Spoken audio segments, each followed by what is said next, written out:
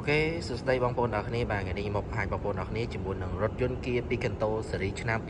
2026ដែលមានតម្លៃពិសេសមែនទែនគឺត្រឹមតែ$15999តែប៉ុណ្ណោះមានន័យថាខ្វះ1រៀលគឺ16000ប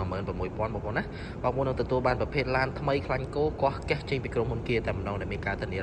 រហូតដល់5ឆ្នាំឬក៏150,000គីឡូនិងមានការថែមបដូរប្រេងម៉ាស៊ីនចំនួន4ដងឬក៏2ឆ្នាំថែមទៀតផងបងប្អូនណាអញ្ចឹងប្រភេទ Picanto S នេះបងប្អូនឃើញទេបាទវាប្រើប្រភេទគុជមួយវិញបងប្អូនណាគុជមួយប៉ុន្តែប្រភេទគុជនេះគឺមើលឃើញច្បាស់បងប្អូនបាទហើយប្រភេទកាងស៊េរីថ្មីបងប្អូនណាអញ្ចឹងខុសពី GT Line Option S នេះគឺកាងខុសពី GT Line បងប្អូនណាបាទអញ្ចឹងការ design មើលទៅស្តៀងគ្នាទេអ្វីដែលខុសជាមួយនឹង Option GT Line មួយទៀតគឺយ៉ានកង់បាទប្រភេទយ៉ានកង់ Option S របស់យើងគឺប្រភេទយ៉ានកង់បែបនេះបងប្អូនបាទទំហំ14អ៊ីងអញ្ចឹងស្អាតម្យ៉ាងដែរបងប្អូនណាបាទអញ្ចឹងបងប្អូននៅតែទទួលបានប្រភេទនឹងកញ្ចក់ក្តោបអូតូបាទហើយនឹងមានសញ្ញោឆ្វេងស្ដាំថែមទៀតផងបងប្អូនណាបាទហើយរថយន្តនេះគឺមាន Smart Key បងប្អូនណា Smart Key បាទហើយសម្រាប់ផ្នែកខាងក្នុងគឺបងប្អូនទទួលបានភេទជាកូនស្បែកហើយ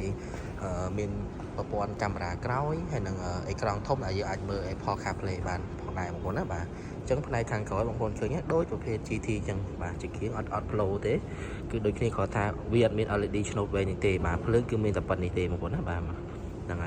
ហើយបងប្អូនឃើញទេផ្នែកខាងក្រោយគឺវាខុសពី GT កន្លែងនេះគឺវាមានដូចកន្លែង Sport Bar អញ្ចឹងណាប៉ុន្តែប្រភេទPicanto S នេះគឺប្រភេទស្មើធម្មតាបាទហើយនៅតាមបំពាក់ជាមួយ sensor 3គ្រាប់ថែមទៀតផងបងប្អូនណាបាទហើយនេះគឺជាកាមេរ៉ាបាទអញ្ចឹងបងប្អូនដែលមានតម្រូវការអាចធ្វើការកក់បានណាបងប្អូនណារថយន្តនេះគឺតម្លៃល្អមែនតើតម្លៃពិសេសមែនតើដែលបានឆ្នាំ26បាទខ្លាញ់គោមានការធានា5ឆ្នាំបងប្អូនណាបាទអញ្ចឹងអរគុណបងប្អូនទាំងគ្នាបងប្អូនដែលមានតម្រូវការជាមួយនឹងរថយន្តប្រភេទ City Car នេះបងប្អូនណាបាទធន់បាទទីផ្សារល្អអាចធ្វើការទាក់ទងបានអរគុណបងប្អូនទាំងគ្នា